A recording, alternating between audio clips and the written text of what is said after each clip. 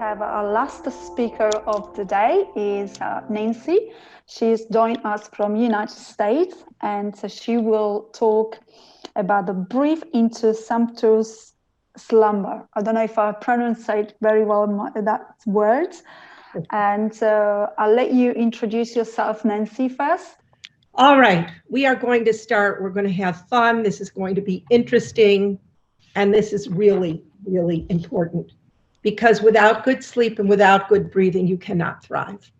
So thank you, and bear with us for my having to ask Antonia to click. And I'll just say, please click. It's okay. It's fine. So I am honored to be a panelist today, to be one of the people speaking, and to bring you how you breathe into sumptuous, which means delightful and good slumber. And I think that the Breath Hub app is very important, and I will be talking about why and how to use it. So let's click to the next slide. So who am I? Who is the sleep ambassador? Why am I even here? My journey began with a snoring spouse. I wrote a children's book called My Daddy Snores, and as you know, lots of people snore at all ages. And, 400,000 copies later. Why? It's because sleep difficulty, sleep challenges, snoring. And what is snoring? Snoring is a compromised airway, which means you're not breathing well. And we'll talk about that later. So I do programming for corporations, for individuals, a lot of media work all over the world. I've been breathing my whole life, and I've been sleeping my whole life. But it wasn't until about 15 years ago that I started to recognize that sleep was a huge issue, coming from a background in finance. I also realized that breathing was a huge issue, and I cannot speak about one without the other at this point. Next slide. So this is the agenda, and I actually added the words breath for life and sleep. Usually it would say introduction there. But being that we're here for the Breath Hub, I want to give a big focus. And why are we covering these things? Are you here for the science of sleep? And most of us have never had a course on sleep, and yet we should or do spend about a third of our lives doing it. It's very important, just like it is to understand breathing. We do it, we must do it to live. So it's really important we have a foundational understanding. But I do want to emphasize that I'll be spending time giving you some breathing techniques for sleep. Next. So I created this slide because I think it points to that breath is essential 24/7. And let's pause for a second. Whatever you're doing right now, whatever you may be doing in a little while, I want you to just feel what you feel like now. Is there any tension in your body? Are you distracted? Try to ease yourself into the moment, being present, and we'll do an exercise for that in a little bit. And click, please. Because breath permeates your existence. Your breath is shared with the universe, with the planet at large. You breathe alone for you, in and out, but your breath is your way of connecting to the world. Without it, you can't. So the beauty of your breathing, in fact, this is a festival, and a festival means to celebrate, and we should celebrate every single breath. Because without it, we can't be here. And we've seen in the last year plus of this pandemic how hard it's been on so many people, and continues to be. Their breath is challenged. Their physicality is challenged. Their spirit is challenged. Their emotions are challenged. And so if we can utilize our breath to help us in the moment, we can face things in a more healthy way in all respects. Next. So self-empowerment, where do we go from breathing to sleep? Well, You breathe 24/7, and you have marvelous experts both today have had and going forward the next 4 days. But I'm the only person actually covering directly on sleep. So I want you to sort of put yourself in a mode of, let's think about sleep, and I will be continually adding breathing to that. But let's get some perspectives on sleep that you may not have had before. Click. So it's really important to know that sleep isn't a luxury. Many people like to say, I'll sleep when I'm dead, but truth of the matter is, if you don't sleep enough, quality and quantity, you will probably be dead sooner. But like breath, it's essential. So let's learn a little bit more. Next. Isn't that interesting? You see that lion there? That lion is sleeping about, and it's male, about 18 to 20 hours a day. We're the only mammal who willingly deprives ourselves of sleep. Why do we do that? We'll be talking more about it, but there's so many temptations for us. And it doesn't make sense. Animals do not willingly deprive themselves of sleep. And when they are sleep deprived and pushed to it, it does not bode well for their functionality or their behavior. Next. This is perspective.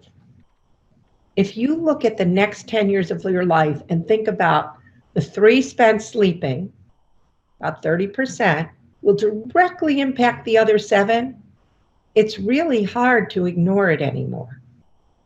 And next.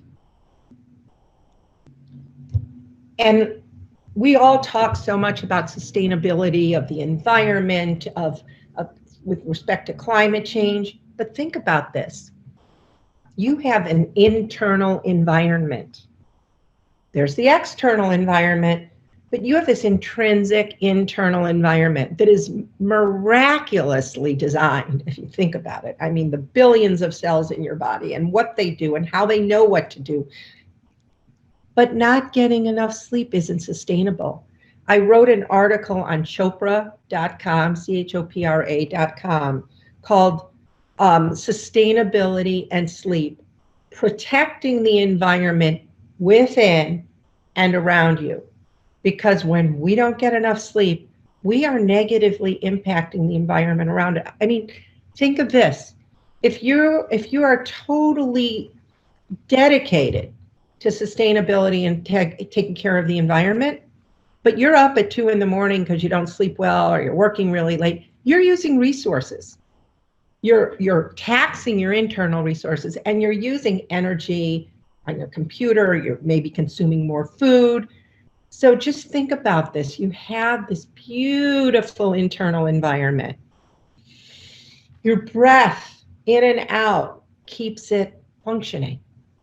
But getting the sleep you need to be sustainable for your environment and for the world at large is critical. Next. And, oh, thank you.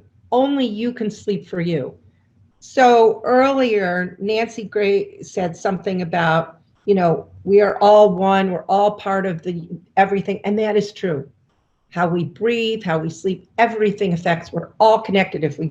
You had to have learned that in the last year. However, only you can sleep for you. Nobody else can do it for you. You can't outsource it. You can't ask somebody to sleep for you. You have to do it. And that's a beautiful thing. Next. So this slide is intentionally blurry because we have blurred the difference between day and night.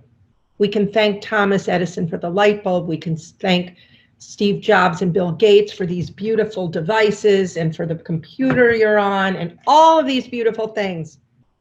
But we were designed to sleep. Our biology was designed to sleep and to breathe, and it's just been compromised. And so our behaviors that we choose to do with our sleep, not prioritizing it, staying up too late, poor sleep habits, which we'll cover, all of those things lead to not sleeping well. And is it a waste of time, or is time a waste without sleep? Time is a waste without sleep. We have to sleep well. Can you click, please?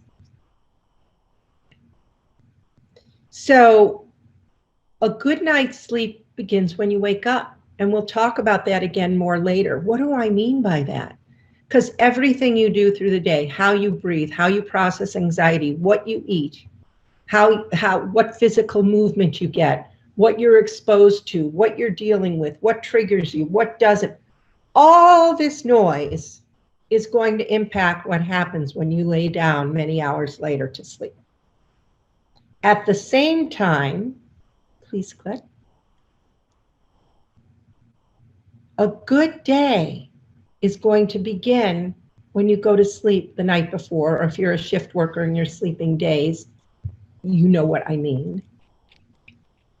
There is this duality, this yin yang, and they are impacting us, and we need to keep a balance, which we'll talk about in a second.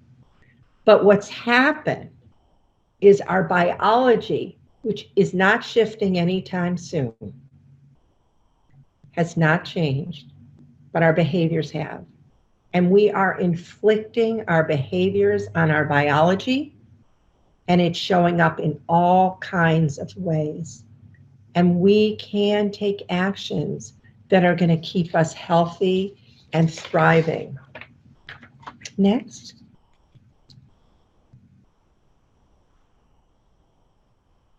That was for you. I added that. You never stop breathing. Oh, you may hold your breath for a minute, two here or there, be it from stress or from, for some reason you're doing it. But remember that you never stop breathing. It is a beautiful thing. Next. Thanks everybody for your patience with the slide thing going on. But thank you most, Antonia. You're doing wonderful. No, it's fine. So it's so interesting. If you go to your doctor, they've talked about nutrition and fitness for years now, but very few talk about sleep. They're not trained in sleep. It's bizarre now that I know what I know, and I don't know everything. I know a bit, but I know enough to know that sleep, if you have a wellness triangle, which I've created in the past, sleep's at the top of the pyramid, at the top of the triangle, because without good sleep, and your nutrition, not good impact, and your exercise, it's hard to exercise when you're exhausted. But just as importantly, click please. And if there were ever a time, the last year, every company I speak with, I was on with a major healthcare system yesterday here in the US, and mental health has taken pretty much all of their attention for their workforce. And we're talking 35,000 people who are all in the healthcare business. And mental health has been so compromised, which impacts sleep because, and I will probably say it multiple times, we are carrying our anxiety to bed with us. And Nancy Grace mentioned our parasympathetic and our sympathetic nervous system. I'm going to talk about that. Parasympathetic is fight or flight. Parasympathetic is calming. Sympathetic is fight or flight. And we've moved to that. We've moved more to the sympathetic nervous system in our breathing, for our sleep. It's a problem. Spiritual well-being. I give lectures actually on the spirituality of sleep, and we won't have time for that today. But your sleep does impact your spiritual well-being. Next. So if I were, and you can click for that last arrow at the top, which is sort of, wasn't supposed to do that, but I left it like that. You can give one more click. And energy and resilience, they have been taxed to the max this past year. And if I were sitting with you in person, I would ask you, the audience, what do you want me to talk about? But I sort of know what people go to a lot. They go to weight, and we're going to talk about that in a few minutes anyway. All of these things, your memory, you cannot encode memory when you don't get enough sleep, all of your memories. That's what's going on.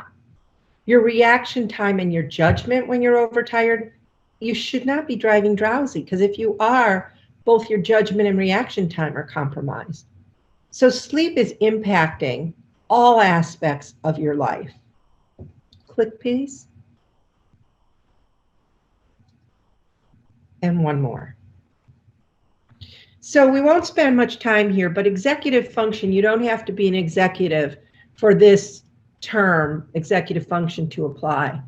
But if you look at that, you can see what's happening to people at work, at home, in all aspects of their life when they're overtired. Did you know? I mean, a sleep-deprived brain operates 5 times slower than a well-rested brain. Who wants that? No matter how well you're breathing. Breathing well will help, but if you're sleep deprived, it will impact your breathing and it will impact your ability to function at your best. So it's just a critical aspect of life. Next. Science. So why are we talking about science? Did you come today to learn science? Knowledge is power. And having some knowledge of what happens during your sleep is a catalyst for you to both respect and prioritize it. So that's part of the reason I cover the science of sleep. It's also pretty fascinating. And there's a book in the resources page of my website, thesleepambassador.com. You will see a reference to some books. And one of them on the science of sleep, to me, it's the best one out there, is by Matt Walker, W-A-L-K-E-R, and it's Why We Sleep. And he makes science really comprehensible for all of us who are not scientists. But the science of sleep deserves a lot of attention. It's just so important and a catalyst to take action to optimize your sleep. Next. So we are cities that never sleep. There is, people used to think that, and sleep science really only started in the 50s. And people used to think that, while you're sleeping, nothing's happening. Everything's happening. Click.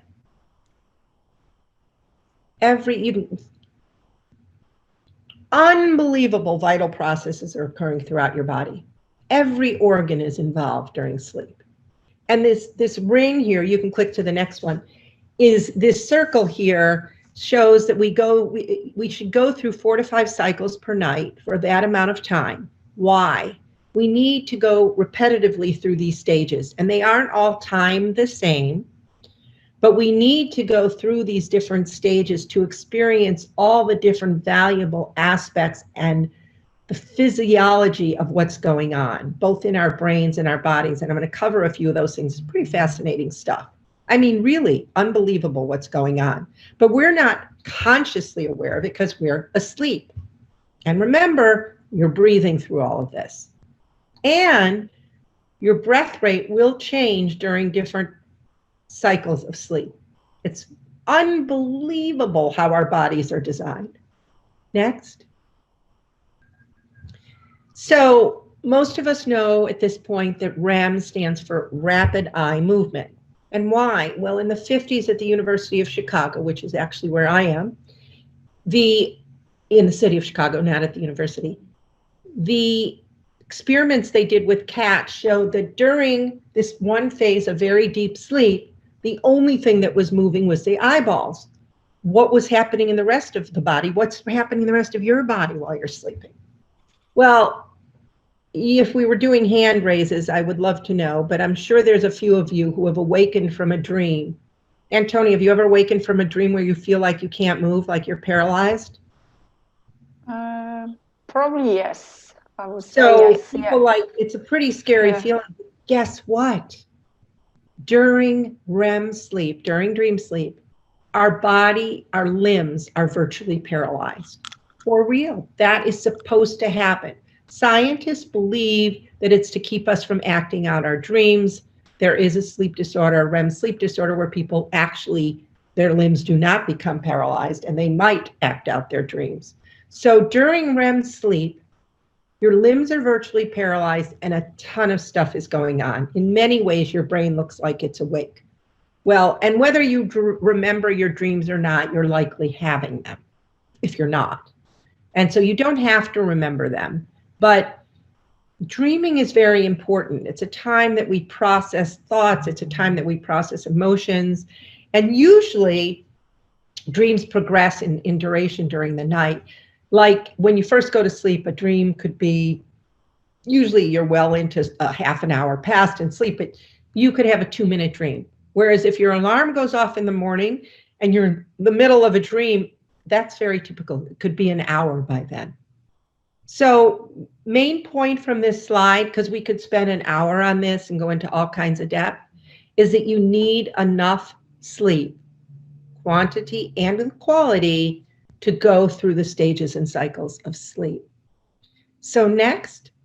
So I recently spoke for a large global corporation and we had a polling quiz, and I decided to use these here just for you to start thinking about your sleep.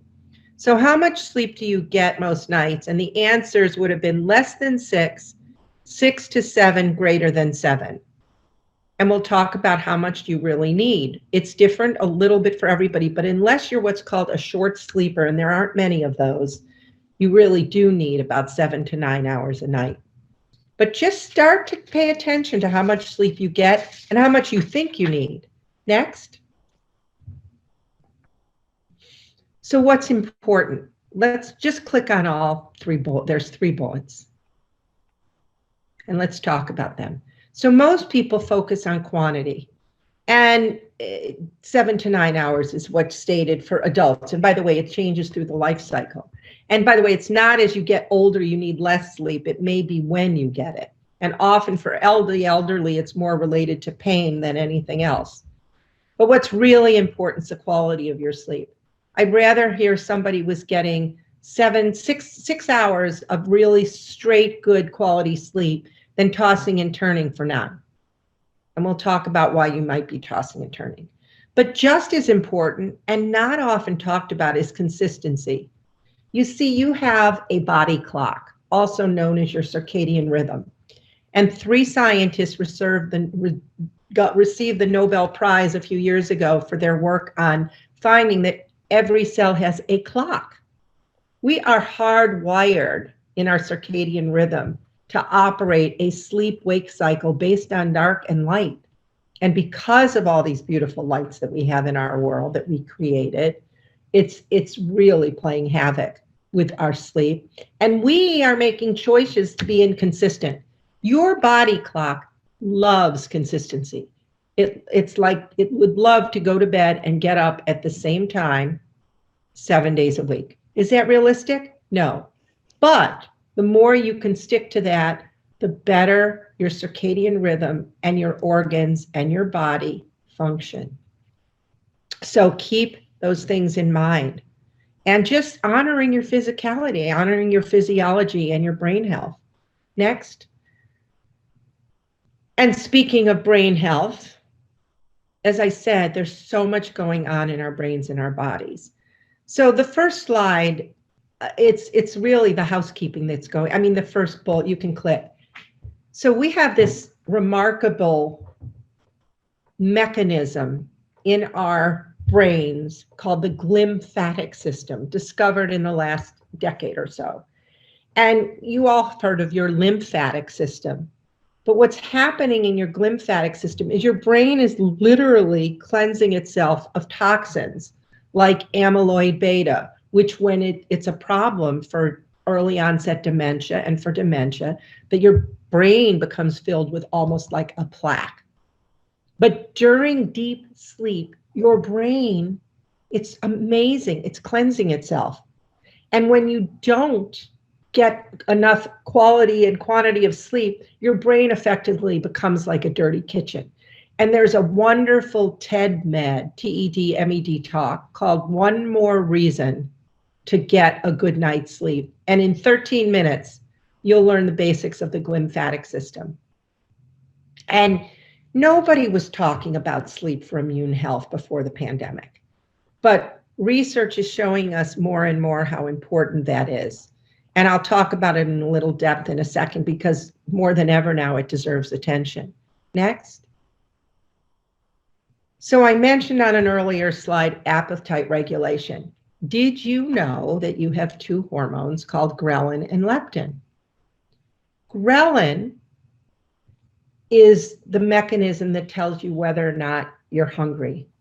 And unfortunately, when you're sleep deprived, and we've all experienced that craving for carbohydrates and the like when we're overtired. Again, it's just like not just, oh, we want carbs. Your physiology is demanding them because your brain's having a signal that your appetite, that you're hungry. At the same time, leptin, which is the energy regulator of the brain, gets a false signal when you're sleep deprived that you need more energy, sending a false signal to your brain that you need more food. So you have a double whammy here in a very short explanation. You're hungrier and your body's getting a false signal that you need more energy and more food. So it's a double whammy. And so that's why people who are sleep deprived, even if they're getting 4 hours of sleep and think they're awake all the time because they have a lot of caffeine or whatever, they may have trouble. And if you're having trouble losing weight and you're exercising, you're eating, look at your sleep. And the risks and reward are significant. The risks are obesity, and sleep deprivation and obesity in research around the world are very closely connected. And the rewards, get good sleep, your appetite is regulated, your energy is regulated, you just feel better so you can thrive. Next. And here's all of these things. All of these things happen. You know, that last bullet, nurture creativity. We've all heard, let's sleep on it. Well, there's a reason for that.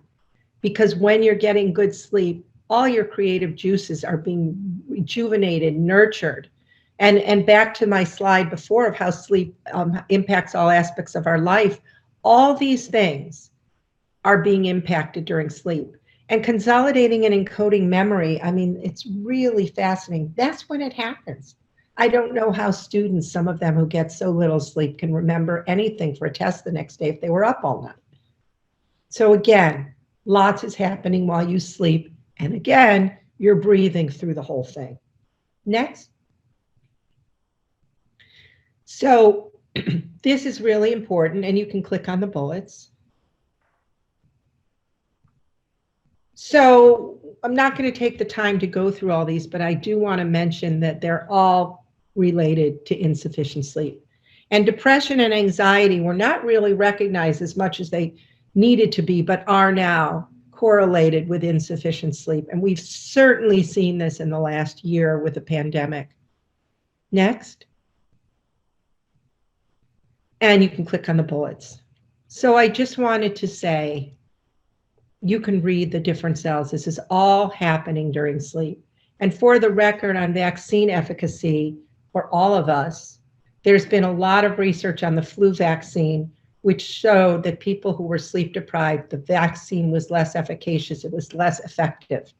And where there's more research coming out about the COVID vaccines and how sleep impacts it.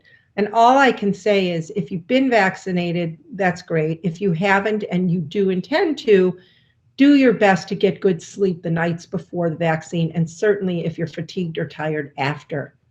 Because, it's common sense, it's scientific sense, but it's also research-based, how important it is to get good sleep to protect your immune system and certainly efficacy of any vaccinations. Next. So I have been instructed not to say that nasal or mouth breathing, one is better than the other or any of that, but we're going to talk about some science in a minute. And you just need to be aware, are you nasal breathing? Are you mouth breathing? And there will be different times, and many of the experts who will be speaking will be putting emphasis on one or either or neither. But I just want to talk a little bit about that because, again, your awareness is key. So let's go to this next slide. And by the way, I have notes so I don't forget to say certain things here. I could talk about this the whole time. And as I said, I always talk about breathing in my lectures to corporations and the public and whatnot. And it's just breathe. We have to breathe. But I want to give some, I want to spend a little time here to honor the topic for one, but also to just give a little bit of scientific perspective on what's going on when we breathe. There is an organization called the Foundation for Airway Health, and their website is airwayhealth.org. And I'm going to quote a few things. I happen to be on the board, and I'm on the board because it was a wonderful way to connect my work in sleep to airway and breathing health. And it says a healthy open airway can have a profound effect on one's breathing, sleep, and overall well-being. Airway issues can be structural or physiological. And by the way, we can do all the breathing techniques in the world, but if you have a structural or a physiological compromise to your airway, it's not going to be able to, the breathing techniques aren't going to be as effective. So you need to be aware and get the attention, the medical attention you need to work on this. But 24 hours a day, including and especially during sleep. So I just want to read something here. And if you go to airwayhealth.org, you can see all this, and right off the homepage, you'll get to it. But an airway center disorder, which can be minor or major, is a structural and physiological condition of the mouth, jaw, nasal passages, tongue, or throat that involves an obstruction of the upper airways, which could be nasal, which could be here, your throat, affecting breathing 24 hours a day, including and especially during sleep. ACD, an airway center disorder, impacts how we breathe because it increases the amount of effort we put into just breathing to survive. If you have sleep apnea, and I have mild sleep apnea, I wear an oral appliance which juts my jaw forward, opens my airway. If you have compromised breathing during sleep, your brain is going to do whatever it can to get air, which may be arousals throughout the night and you have what's called obstructive sleep apnea. Or maybe you just have sleep disordered breathing and you're snoring. That's an obstruction. It means you're not breathing as you need to. Why did this happen?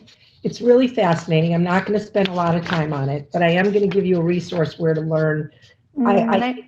Yes. Nancy, can I stop sharing or no? No, please keep sharing. Oh, okay, perfect. So you still want, perfect, okay. No. And in fact, you can click again because it says something that's a really sort of clever play on the words I made up. Air is the way. Without air, we're not having breath up. So this is it. So what happened I was hoping I didn't say something I wasn't supposed to. I just want to mention that about 12,000 years ago, before the development of agriculture, human skulls and faces were much more ape-like with wide jaws and rounded facial structures. This is all science on skulls. I'm not just making this up. This allowed for large nasal openings through the sinuses, plenty of room for the tongue, and a lower jaw that could comfortably rest forward, which opened the airway in the throat. Fast forward to the Industrial Revolution, all we eat, processed foods, and one can see other factors contributing to the narrowing of our airway. Some people's healthy airway looks like a hose, and other people's looks like a bar straw. Anyway, the bottom line is smaller jaws leave less room for teeth, causing crowding and impacting how you breathe 24 hours a day. Disrupted or fragmented sleep resulting from this has profoundly disturbing effects on the brain, causes systemic inflammation, oxidative stress, and a host of severe health problems. Deep restorative sleep is critical to our ability to thrive and to our survival, as is healthy breathing. Next click. Keep it simple. If we get so, we could get so stressed out. By the way, there is a sleep disorder called orthosomnia, and I'll mention it later, where people are so intent on sleeping correctly from what their Fitbit or Apple Watch tell them that they have greater anxiety about sleeping and can't sleep well. Well, in the same way, if you get so intense with your breathing, keep it simple. Try these different fabulous techniques you're learning over the days. See what resonates for you. See what you feel can help you. Experiment. Try it. Write it down. Keep a list, because it's going to be, there's so much you're going to learn in these 5 days. So much extraordinarily powerful information. I mean, I'm going to do a technique in just a second, and I'm going to read what Nancy, I wrote down what she said because it was so helpful. So let's click on the next, let's click one more click. And breathe into now. And I want you to realize this is not a promotional ad for nasal breathing, but I do want to clearly say that when you breathe nasally, you purify, you warm, you humidify the air. And if you picture yourself as a tree with all those tiny little branches, you are oxygenating all your organs and all the tiny little branches and capillaries throughout your body. When you mouth breathe, that can be compromised. I also want to note, and we've all seen animals, they are nasal breathers. When you see somebody hyperventilating, mouth breathe, you know that there tends to be that flight or flight sympathetic nervous system. Nasal breathing, horses are a great example. They nasal breathe. You only see animals particularly breathe through their mouths greatly when they're sick or overheated. So it's really important to be aware of how we are structurally designed. That is not to say that there are some marvelous breathing techniques where mouth breathing will be included. But I just want to say that when you breathe during sleep, for example, you really want to be mouth breathing. You really want to be nasal breathing. And if you're waking up with a dry mouth, you're probably mouth breathing. And we'll talk about that in another slide in a minute. So I want everybody to just do a technique. And what Nancy said about being in the now moment, not looking at the clock, moving beyond time in our consciousness and physical body. Oh my, this is breath 101. And some of you are most of you far more advanced than I am, although I'm certified in a breathing technique, in Buteyko breathing. But I wanted to give you a technique that you can use anytime, day or night. So I want you, if you're not driving or something, to just close your eyes for a moment. So close your eyes, and I want you to just take a few breaths, hopefully with your mouth closed, breathing through in and out through your nose for this. And I want you to be aware that there's a space between the breath in and the breath out. I'm not asking you to slow down your breathing, to hold your breath, but just the awareness of that space between the breath in and the breath out. Thich Nhat Hanh talks about this as being present. When I wrote on the slide, breathe into now, this is as now as you can get. It connects your physicality and your brain and your body into the moment, because there is no place more present than that space between the breath in and the breath out. You can open your eyes. Think of it this way. That space is now. That is as present as you can be. Whereas breathing out is everything that was, the past. Breathing in is everything that will be, the future. But that breathing into now, that space between the breath in and the breath out, is breathing 101. You're standing in line, you're in traffic, you're uptight, go to that space. You're having trouble sleeping, focus on your breathing. You're just too uptight to do any breathing technique or do anything. Just do this. Be aware of that space. It will pause you, it will bring you present, it will calm you. So I just wanted to share. Any questions from anybody? The thing is that if I can't see the screen, I need to stop a second. Maybe we can carry on with these slides, Nancy? Sure. Sure. And then we'll go to the questions. And sure.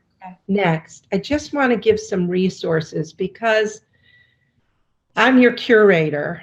So I'm going to give you, next slide, I'm going to give you some resources for breathing. First and foremost is get the app for Breath Hub. Just get it, start using it, find out what works for you. There's just so many experts and opportunities there to learn about breathing. And you're going to do it, so you might as well do it well. If you go to my website at thesleepambassador.com and resources, there's a whole section on breathing. This book, which I mentioned here, and if you can still see me, I don't know if you can still see me. It's called Breath, The New Science of a Lost Art by James Nestor. He's a journalist. I'm happy I said that, not a physician. It's a bestseller around the world. I don't know where everybody is right now, but you can get this book most places. And he did copious research. It's a marvelous, marvelous book. And then the other thing I want to mention is it will get, I am not trying to sell this product. It is just simple, easy, and will allow you to enhance your nasal breathing naturally. And if someone snores, it's a great stepping stone to see if it helps the snoring. If it doesn't, please, please, please see a physician who knows what they're doing, a sleep expert, whether it's an ENT looking at your nasal area, or it's a pulmonologist, or it's somebody who is certified, board certified in sleep. So what is Mute? Mute is this little nasal dilator. There's a picture of it there. And literally, when you put it in, and there's a video at mutesnoring.com, and you put it in, it opens your nasal airway about 30%.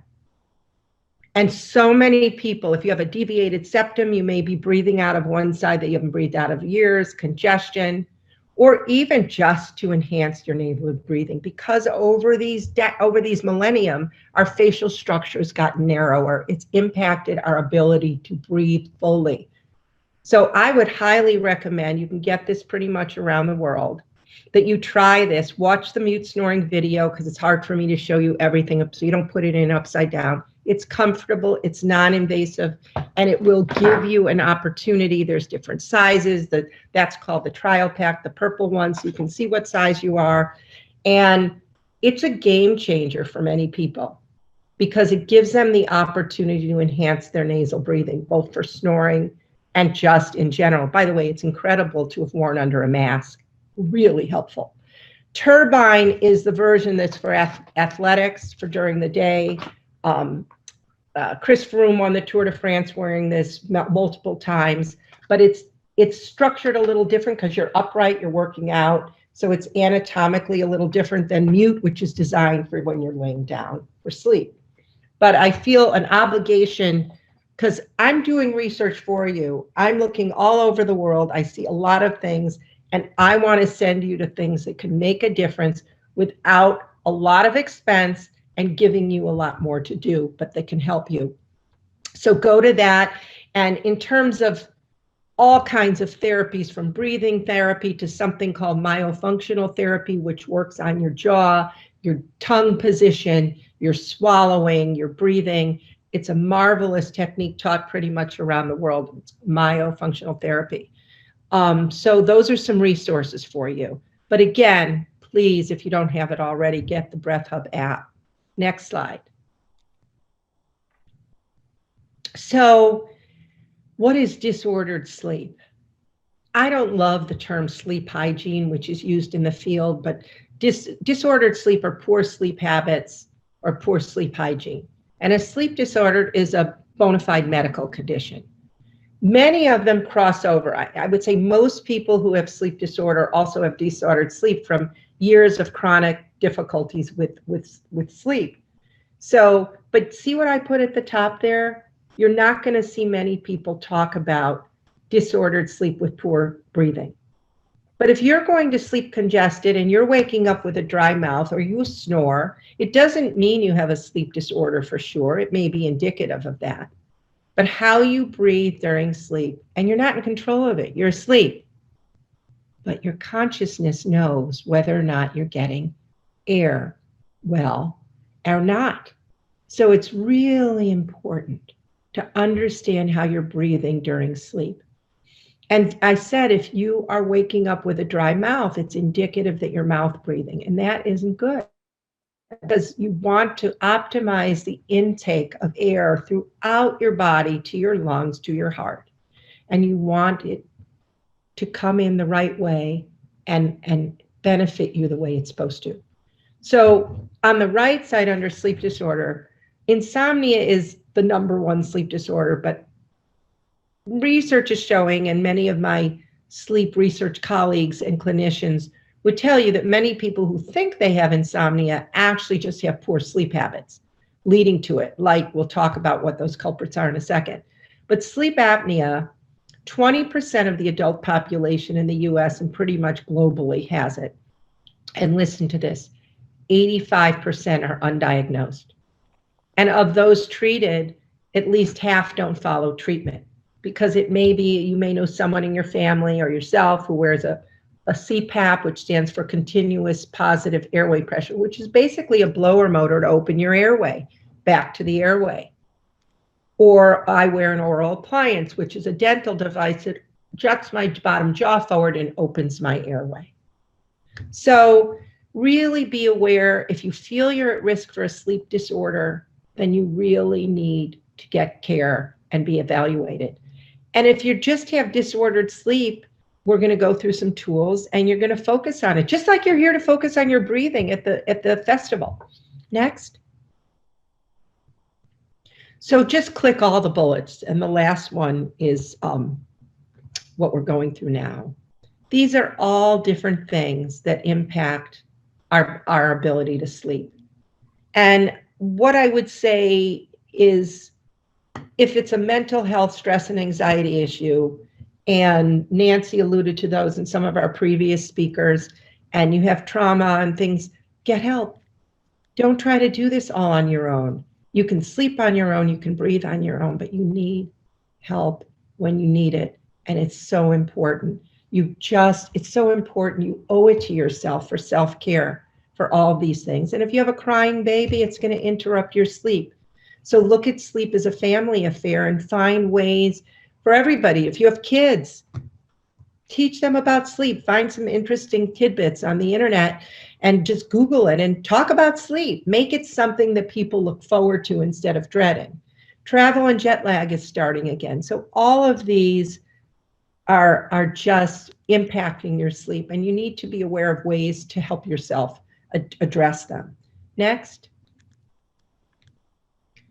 And since we lost, and in the interest of time, I will sort of whip through this, but let's click. But I'm going to start, we'll just go through them. So exercise.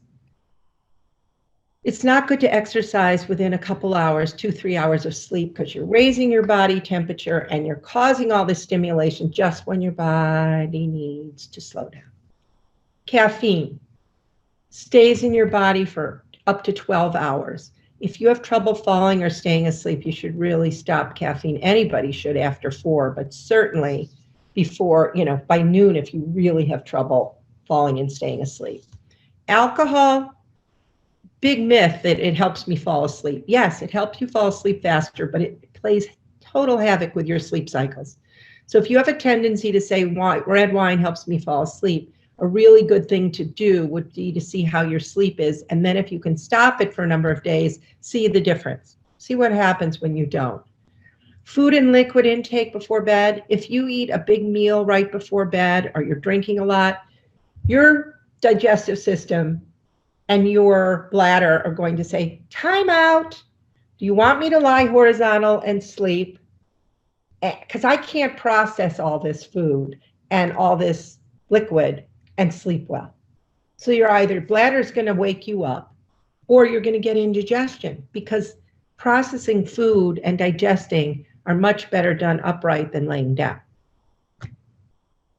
Stressful activities before bed. They increase your breath rate, they increase your heart, they increase your anxiety, and it's not easy to transition to sleep. So don't pay bills before bed if that's stressful for you. Don't have an argument before bed, and don't watch TV. Well, we'll talk about that a bit, or be on things that are stressful. Watching a horror film or a violent movie before bed is not a good thing, because you are going to carry that in your subconscious into your sleep and your dreams. Activity in bed, sleep should be, your bed should be not your entertainment center and not your auxiliary office. Your bed should be for sleep and the other S, as in sex. Looking at the clock. If people say to me, give me 2 tips. The first one is don't look at the clock when you're going to bed. And we'll talk more about that in a minute.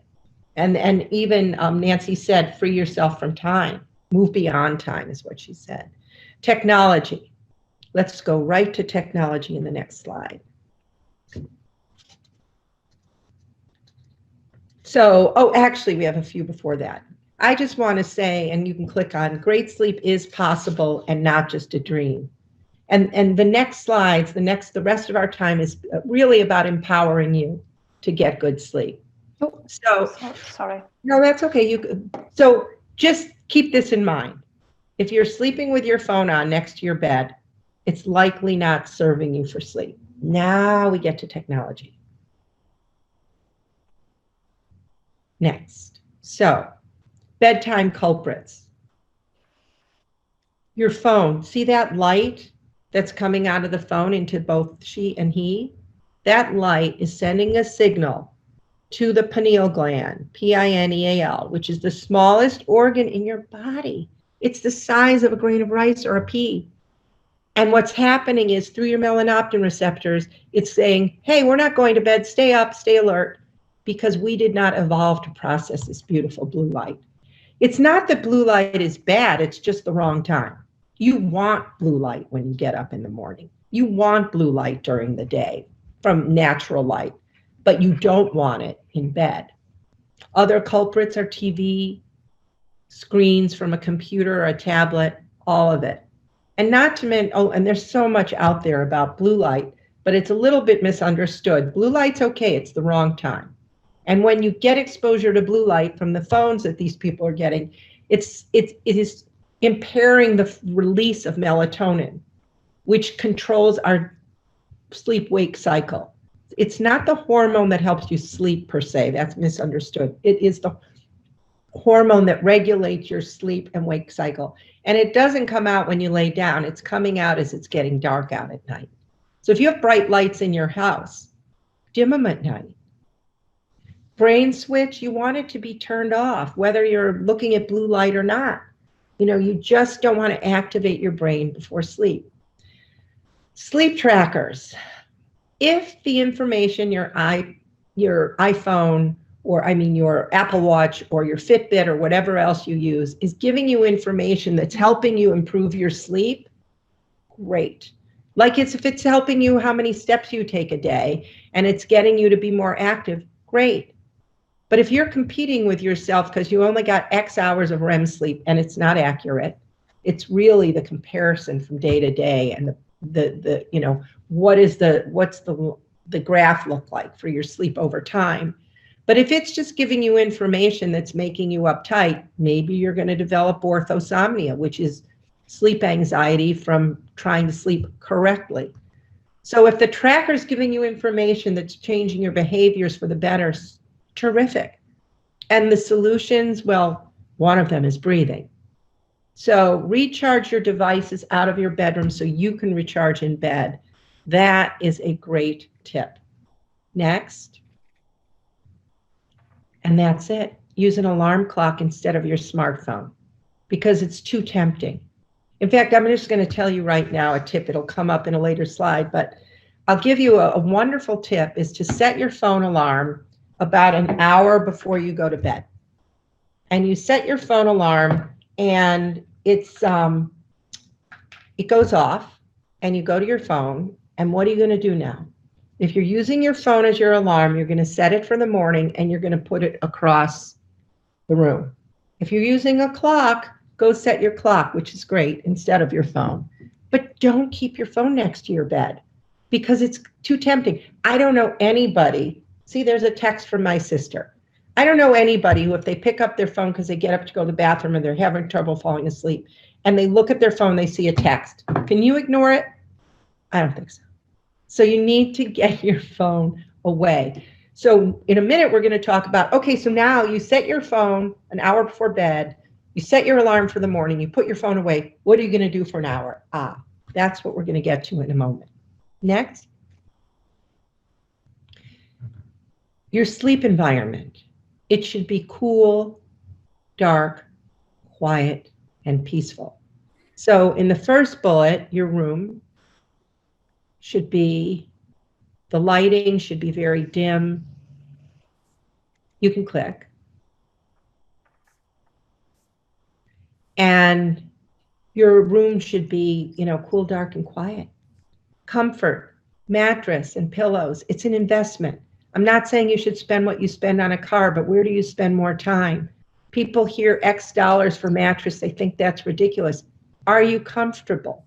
What's your mattress doing for your body alignment? Are you getting up stiff and achy? Is it because of your mattress? Do you need a new one? Pillows, some people say, I love my pillow. I've had it for 20 years. That's a problem. Do you put a pillow protector on top of your pillow, underneath your pillowcase? You should. It should be respected. It's an investment in your sleep. And if you're buying a new mattress, make sure it's returnable. Who's to say? And people, especially buying them online now. So make sure it's returnable if you don't like it. And all of those things. And ambiance, it's just sounds for sound sleep. The best sound for sound sleep is silence. But if you have a lot of environmental noise and you need a white noise machine, then by all means, go ahead and do it. Next. So let's look at this as that hour. So let me start with, you don't have to click yet, a warm bath or shower. It's a wonderful way to calm your body and your mind for sleep. Why at night? If you want to shower in the morning, go for it. But if you don't shower at night, I want you to try it. Also, people who say, oh, I can't meditate or do mindfulness, you can stand in the shower, close your eyes, and feel the water over your body, different parts of your body, your arms, your heart, your chest, your abdomen, your legs, your face. And that in itself is mindfulness. Add a breathing technique to that in the shower. It's heavenly. It's wonderful. It's a beautiful self-care opportunity. Next. Unless you have trouble falling asleep because you have to pee a lot or you wake up having to pee, don't go to bed hungry. Have a sleep-friendly snack, and you can Google all kinds of things that are good or not good to eat before bed. But some chamomile tea, a banana filled with melatonin, and it's all good. Next. And this is that hour, what you're going to do in that hour between when you set your alarm for, it's that hour before bed. Reading and journaling, but read a paper book, and James Nestor's book Breath would be a great option because it's easy to put down. You read as much as you can and fall asleep. Journaling. Take all the anxiety from the day that you're bothering you, put it on a piece of paper. Get it out of your head. And maybe you're writing down good things. You're so happy about something. Next. And you can click a bunch of these right now, right here and right here. Yeah, great. These are all great. Calming conversation. Do you know 80% of couples, the last thing they look at before they go to sleep is their cell phone? Peaceful music or sounds. Don't sleep with a headset on because your brain has to process all that noise, not to mention any cord. But before bed, mindfulness, meditation, breathing techniques, all wonderful techniques before bed in this hour. And by mindfulness and meditation, I should add the word breathing. And then I think there's one more click. And again, free yourself from time. Next, actually 2 clicks. Now here's where I want to spend a little bit of time, because we're going to do another breathing technique here. And I think it's really, if there were any meat in all of this for you who came to the Breath Hub Festival for breathing, this is the slide. I think that and the slide that said just breathe. So let's talk about this a little bit. And I'm going to give you a couple of techniques that I think could be very helpful, because even if you're a skill, look, if you're here for this, you're probably looking to improve your sleep. But even others who come for other sessions here, 65% of the world is sleep deprived. So whether you're practicing breathing techniques or not, I want you to utilize them so that they can help improve your breathing. I mean, your sleep and your breathing during the day. But what my focus is on right here are a few techniques directly related to falling and staying asleep, or if you awaken. So first slide, or click.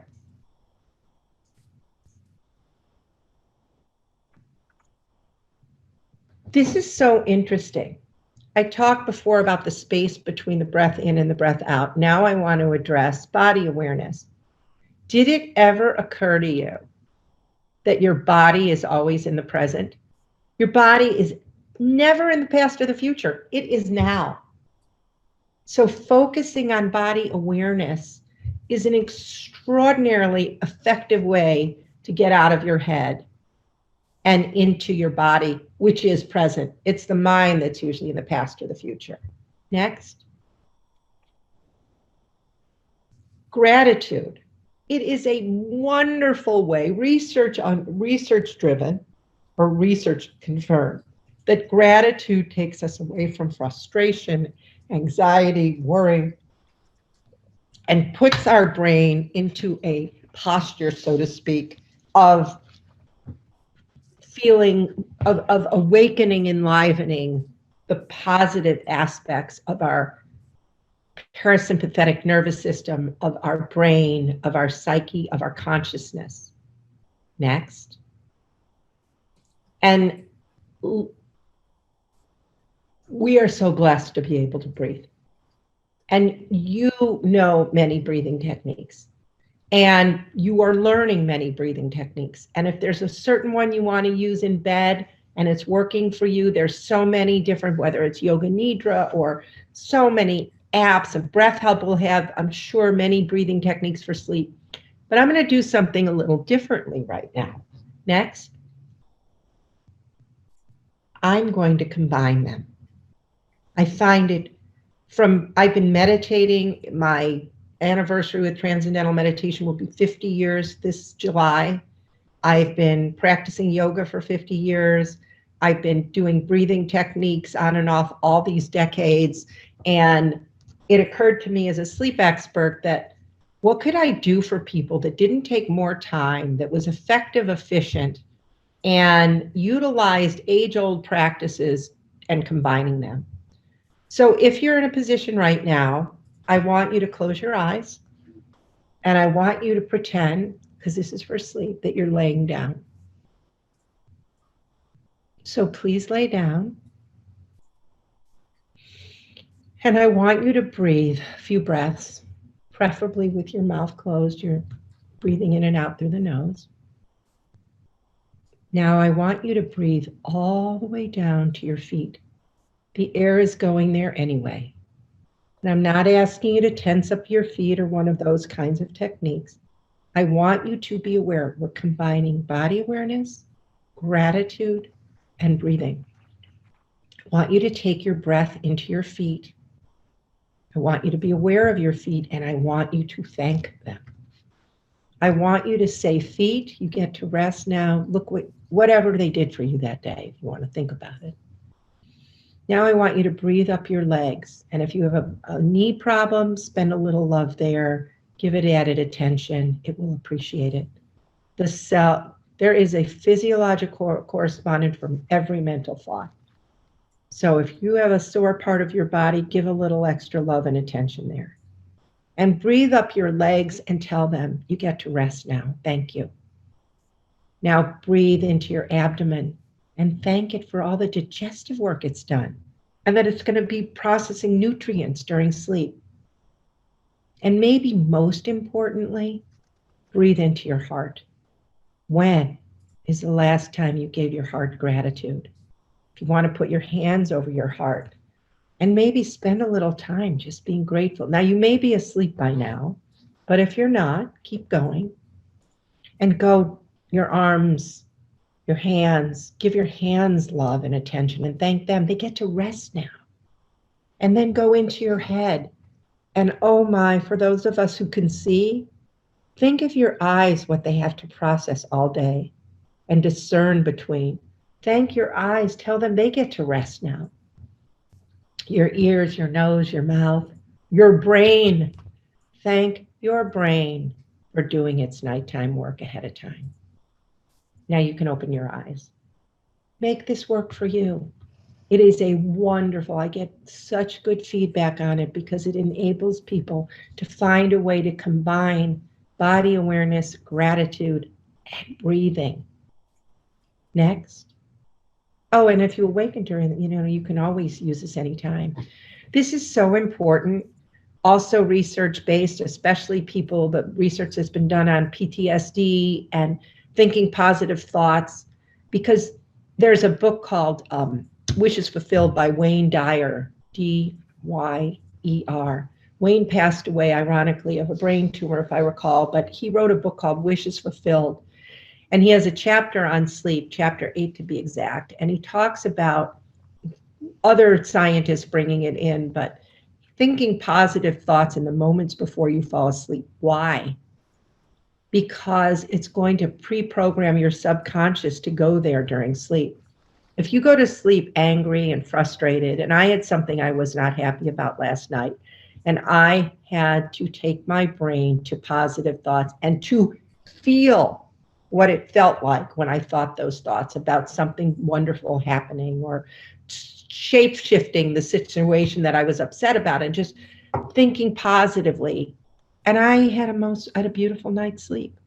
But if I had allowed that other stuff to be in the way, wouldn't have. And that leads to the next bullet.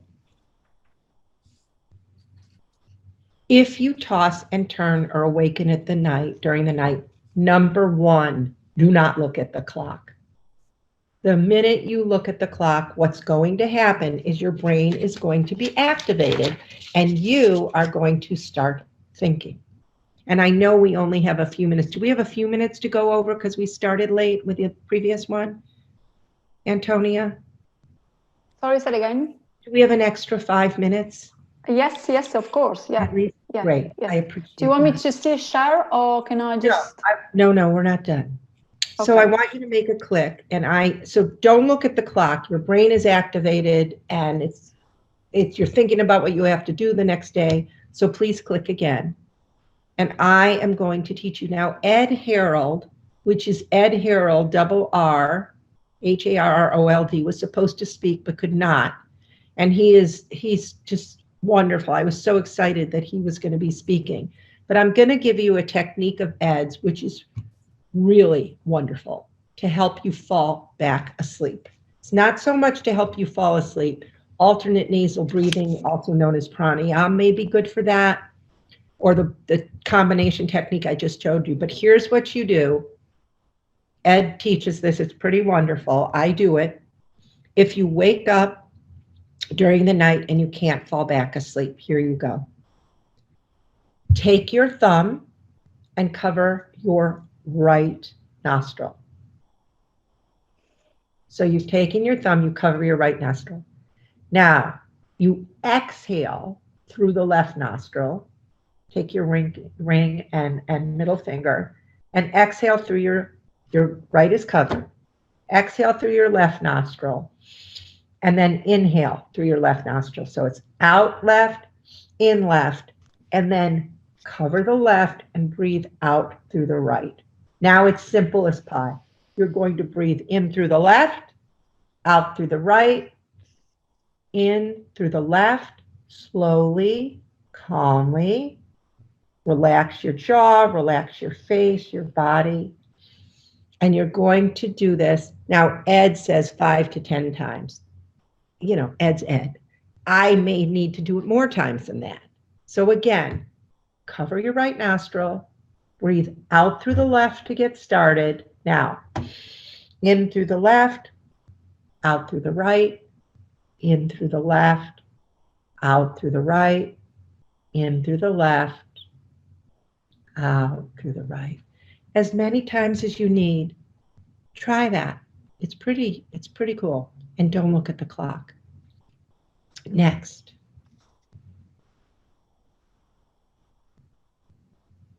Tips for awakening. Again, remember, a good night's sleep starts when you wake up. Snooze button is wasted sleep. Stretch. You've been stiff all night. Stretch and get out of bed correctly, which means you may want to lay on your side and get up gently to equilibrate your blood pressure, etc. Meditate or use a mindfulness technique, including one of these fabulous breathing techniques you've learned. Set and affirm a few goals for the day. It's really a cool thing to do. It may just be making a phone call and taking a walk, whatever works for you. Don't overburden yourself with goals first thing. Try not to go to your screen time for at least 15 minutes. Because if you do a breathing technique right now, you're going to get yourself, you're just taking care of you and not inundating yourself with 15 texts and 17 emails or 1,000 emails. Make your bed. Why? There's actually a book called Make Your Bed. Make Your Bed in the U.S. Army for Navy SEAL training, not the Army. They have a big thing about making your bed. And why? It's one of the first things they learn in Navy SEAL training of the different things they're told to do. It is a task completed. And when you go back to your bed at night, no matter if it was a great day or a horrible day, your bed is waiting for you, peaceful, neat, and respectful.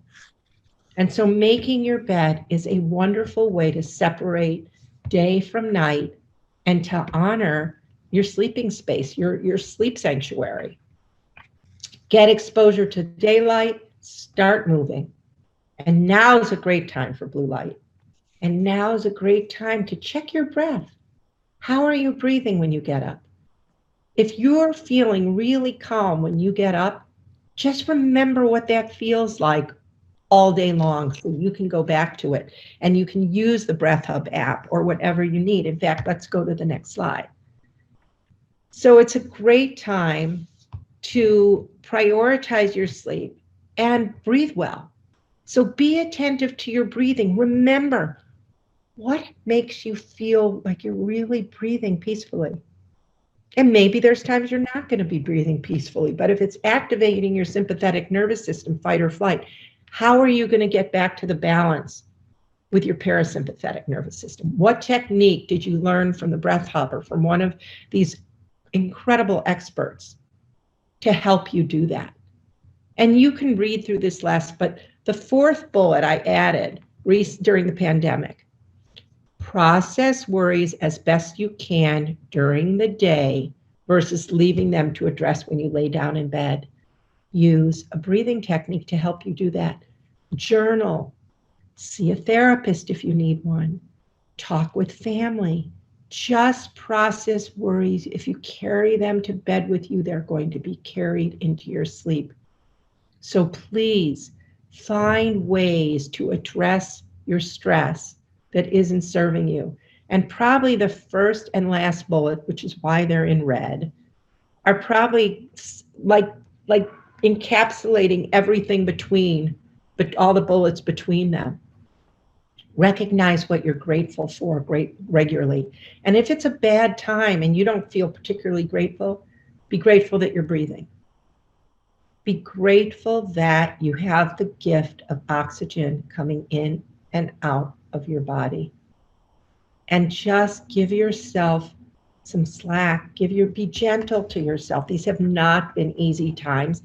And each of us, as we come out of this pandemic, just to some extent, and for others a great extent, for others not, it's a time to just focus on what can you do for your self-care. How can you breathe better? How can you sleep better? What small tweaks? Don't ask yourself too much. Just do things that are simple and work for you, that become part of your routine. And one thing I didn't mention is trying something new, whether it's a breathing technique or a new sleep habit.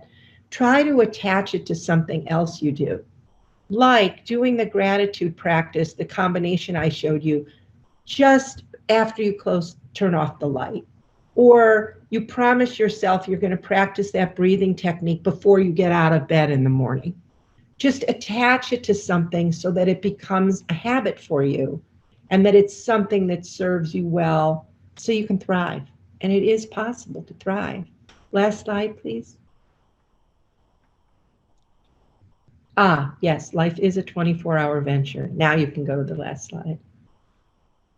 So I'm so grateful to you, Antonia. You've been wonderful, and to the Breath Hub community, and to all the speakers before me today, and to all those coming in the next 4 days. I hope this has been helpful. I'm happy to answer some questions. Thank you for joining now, or if you join with a recording, but bless you, and I wish you sweet dreams and wonderful breathing. Can I stop sharing now? Sure. Yeah. Excellent. So we can. Thank you, Nancy. So it's lovely to see your face as well. Thank you so much for the presentation. Was really in details, but I'm sure you can talk more about it in details. So we have some questions here. Looking forward to learning tips to switch from mouth to nose breathing. Yeah. Yes, so do read James Nestor's book, Breath, The New Science of the Lost Art. It is well worth your time. I think it should be required reading for every breather. And it's not all about breathing techniques like many of the speakers will be sharing. It's about understanding what breath is all about. Historically now, it's fabulous. It's wonderful. I am so excited about this next question because what about sleep tape? Oh my God, that is on my list. It literally is on my notes for the last slide. I don't include it because I actually mouth tape pretty much every night. So I'm going to tell you that. But I don't generally include it because it's just too much for people. So what is mouth taping? Mouth taping is literally putting a piece of tape across or vertically your lips to help you nasal breathe. Now, I am not going to suggest, I'm not a medical professional. I have an MBA after my name, not an MD.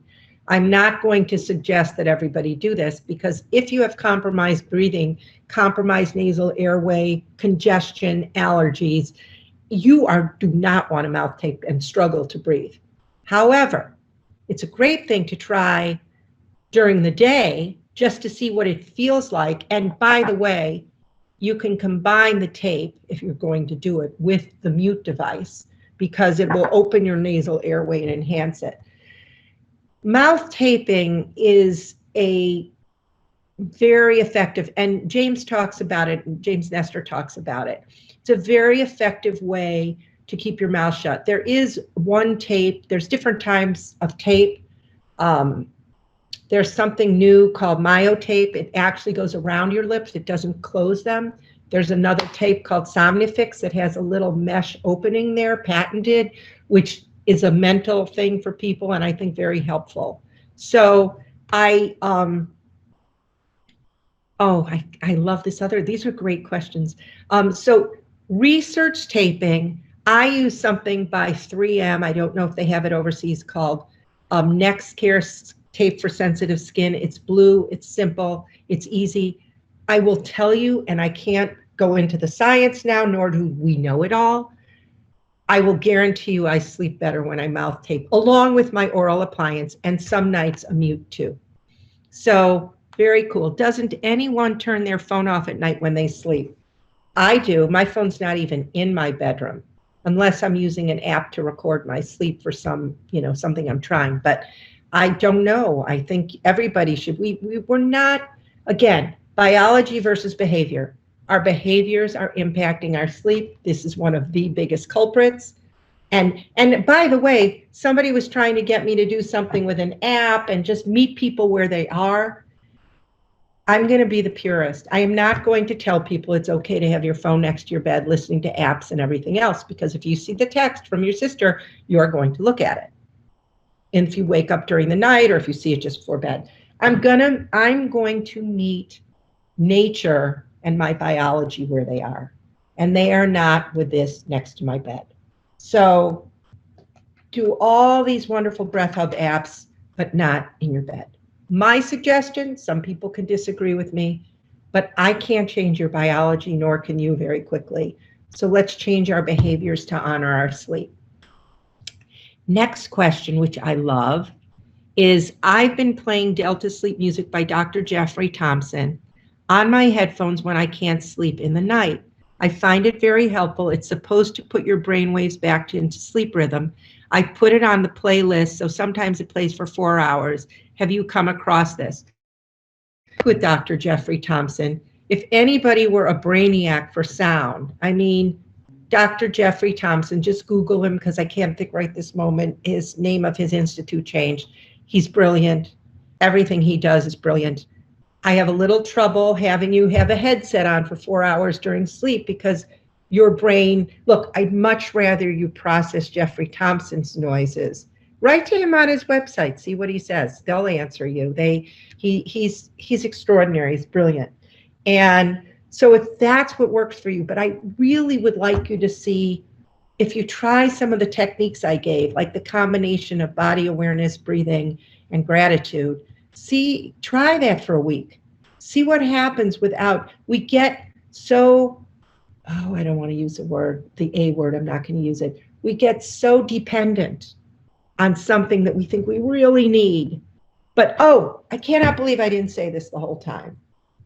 The best sleep technology is inside of you. I'm going to say it again. The best sleep and breathing technologies are inside of you. We were designed to breathe. We were designed to sleep. Do we need all this paraphernalia? Yes. You have sleep apnea, you need a CPAP machine or an oral appliance. You need a mattress. But what of this $80 billion we're spending a year on sleep do you really need? So try to use your internal biology, your internal technology first. And I know you're hooked on Jeffrey Thompson. I get scared of not sleeping enough as perimenopause has really impacted your sleep. So I get that, been there, done that. Just try a few nights with some of the techniques. There's and by the way, on my website is the technique I shared about the space between the breath in and breath out. It's in through a picture of James Nestor because I did a session for him that's going to be in his expert Q&A, but he put on Instagram that technique for me. So try some of these wonderful things you're learning this week from the Breath Hub, from the festival, and just say, Jeffrey, Dr. Thompson, I really appreciate you, but I'm going to just take a little break here and experiment. See what works for you. It's all about what works for you. But you have that technology inside, and if you're waking up sweaty and things, there's wonderful breathing techniques to minimize that. I don't have time to do it right now, but look into yourself. Yes, only you can sleep for you. Only you can breathe for you. I don't think I said that, but from now on I will. And so find ways to do both of them that serve you and work for you. But first, you've got to go in and look at your internal technology and utilize it so you don't become so dependent. And that's what I have to say about that. You're very welcome. Thank you so much, Nancy, was a brilliant, I would say, speech and some of the tips that you there's so much information that you gave out. So, and will this be available as a recording for people? Yeah, sure. Yeah, definitely. Good. And so I think there are no more questions. So in that case, so once again, thank you, Nancy, and we'll speak to you very soon.